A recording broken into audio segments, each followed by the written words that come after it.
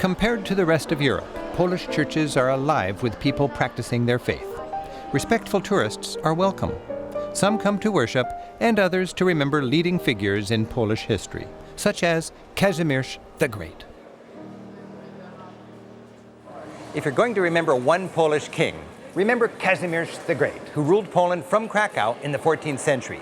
Kazimierz was one of those larger-than-life medieval kings who left his mark on all fronts. He was a great warrior, diplomat, patron of the arts, and womanizer. His scribes bragged Kazimierz found Poland made of wood and left it made of brick and stone. He even made it onto the 50 zloty note. Most of all, Kazimierz was remembered for being a tolerant and progressive king. In the 14th century, when other nations were deporting Jews, King Kazimierz actively welcomed them.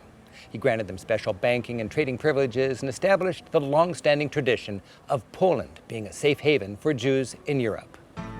The neighborhood of Kazimierz, named for the king, was a thriving and autonomous Jewish community for centuries when most of the world's Jews lived here in Poland.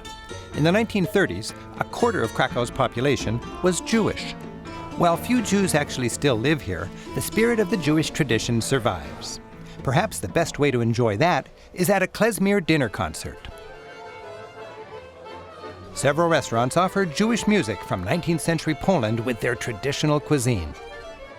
As Polish and Jewish culture mingled here for so many centuries, it's hard to distinguish between Jewish and Polish cuisine.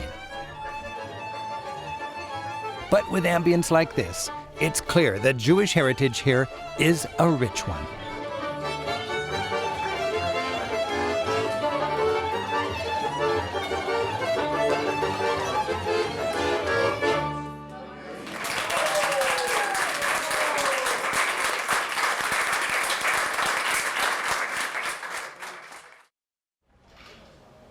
While Poles and Jews managed to live together relatively well, the story became a nightmare with the rise of Nazism in the 1930s. This thriving Jewish community, like most in Europe, was decimated during the Holocaust. The fragile remains of the community, historic exhibits, and its synagogues provide a meditative look at how the town was walled in and its residents eventually shipped off to nearby concentration camps. Ultimately, less than 10% of Krakow's Jews survived the war and the death camps. The Jewish cemeteries of Kazimierz were defiled by the Germans, bulldozed by Nazi tanks. Headstones broken under tank treads now create a moving mosaic wall and Holocaust monument.